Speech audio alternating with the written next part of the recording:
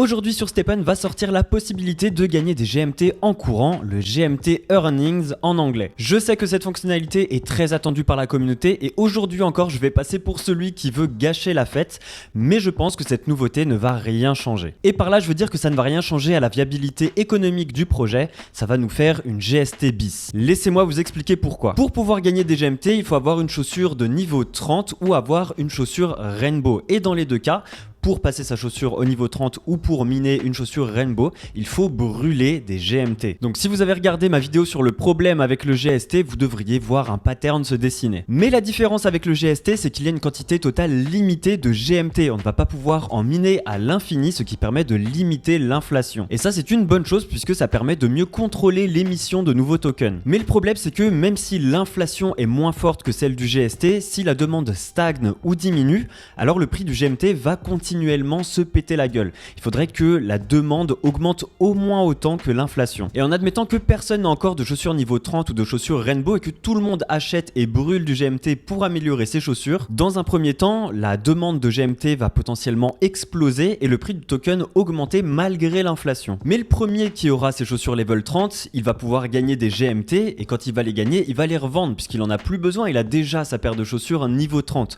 Puis le deuxième qui aura sa chaussure niveau 30, pareil, et ainsi de suite, et ainsi de suite. Et petit à petit, on va se retrouver avec de plus en plus de gens qui vont miner du GMT et le revendre, et de moins en moins de gens qui vont acheter du GMT pour améliorer leurs chaussures. Et à partir de là, le prix du token va continuellement se péter la gueule. Tout comme on l'a vu avec le GST en fait, au bout d'un moment, il y a de plus en plus de gens qui ont arrêté d'acheter du GST et d'en brûler pour améliorer leurs chaussures, et qui se sont mis à revendre tous les GST qu'ils gagnaient pour pouvoir faire leur retour sur investissement. Alors avec le GMT, la chute ne sera peut-être pas aussi brutale qu'avec le GST, puisque comme je vous le disais, l'émission de tokens est contrôlée cette fois-ci, mais le problème est toujours là. Et encore une fois, on en revient au même souci, si la seule utilité du token c'est de le dépenser pour gagner plus de tokens par la suite, alors cette utilité est nulle à chier. Il faut que le projet nous donne envie de dépenser le token autrement que par une incitation financière. Il faut que Stephen nous donne envie de dépenser du GMT à perte en fait, que ce soit pour le fun, pour s'inscrire à des événements, pour personnaliser nos chaussures, pour se mettre en avant socialement. Tout l'argent récolté par ces biais pourrait être distribué à certains joueurs, pas tous, mais par exemple aux joueurs qui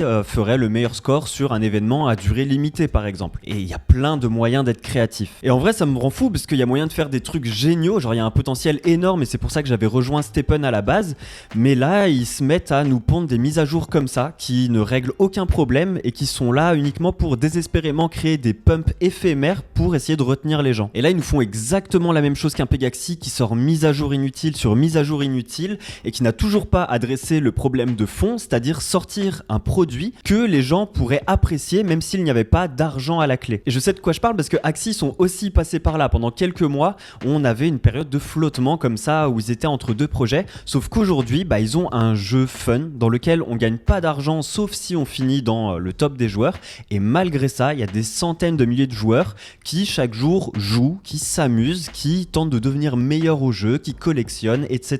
Parce que là en soi, le seul avantage que je vois à cette mise à jour, c'est que les gens qui sont encore dans l'écosystème et qui sont vraiment les vrais croyants au projet vont pouvoir accumuler du GMT et donc du pouvoir de vote à l'avenir, vu que c'est le token de gouvernance, mais il va falloir qu'ils sortent un produit pour qu'il y ait encore quelque chose à gouverner d'ici quelques années. Enfin bref, je pense que vous avez compris l'idée et j'espère sincèrement que Stephen arrivera à proposer rapidement des choses réellement enthousiasmantes contrairement à Pegaxi. Sur ce, dites-moi en commentaire tout ce que vous pensez de tout ça. Est-ce que vous pensez que je me plante? Est-ce que vous pensez que c'est le genre de mise à jour qu'il faut faire? Enfin bref, j'aimerais bien avoir votre avis là-dessus. Quant à moi, je vous dis à très vite pour une nouvelle vidéo. C'était Johan, ciao.